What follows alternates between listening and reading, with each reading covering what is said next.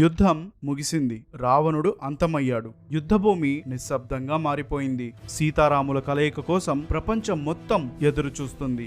అదే సమయంలో కన్నీళ్లతో అలసిన ముఖంతో ఉన్న సీతమ్మను రాముడి ఎదుటకు తీసుకొచ్చారు. కాని ప్రేమతో దగ్గరకు తీసుకోవాల్సిన రాముడు, నువ్వు వేరొకరి ఇంట్లో ఉన్నావు, నీపై వేరొకరి చూపు పడింది, నా గౌరవాన్ని, నా వంశ గౌరవాన్ని నేను తెచ్చుకున్నాను, ఇక నీకైతే స్వేచ్ఛనిస్తున్నాను, నీకు తోచిన చోటకు నువ్వు వెళ్ళొచ్చు అని కఠినంగా మాట్లాడాడు. ప్రపంచం ఒక్క క్షణం ఆగిపోయినట్టయింది. సీతమ్మ గుండె పగిలిపోయింది.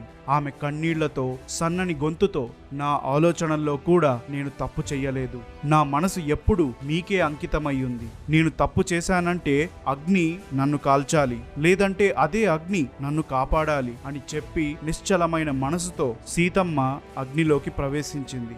దేవతలు, వానరులు, రాక్షసులు, అష్టదిక్పాలకులు, ఆఖరికి బ్రహ్మ, మహాదేవులు కూడా అక్కడికి దిగివచ్చి రాముడి ముందు నిలబడి, నువ్వు మానవుడివి కాదు రామా, నారాయణుడివి, సీత లక్ష్మీ స్వరూపం, ఆమె పవిత్రతను ఎందుకు పరీక్షిస్తున్నావు అని ప్రశ్నించారు.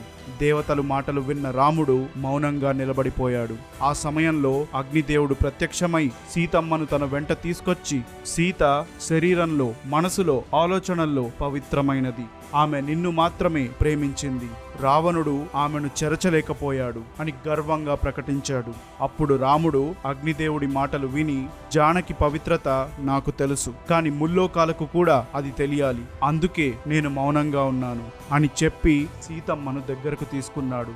శ్రీరాముడు చేసిన ఈ పని తన మనసుకే బాధ కలిగించేదైనా కూడా అదే నిర్ణయం వల్ల ఇవాళ రాముణ్ణి నిందిస్తున్నారేమో కానీ సీతమ్మను మాత్రం ఎవ్వరూ నిందించరు, అవమానించరు. ఇప్పుడొకసారి మీరే ఊహించండి, మీ మీద, మీ క్యారెక్టర్ మీద ఎవరైనా తప్పుడు ఆరోపణలు చేస్తే ఎలా రియాక్ట్ అవుతారు?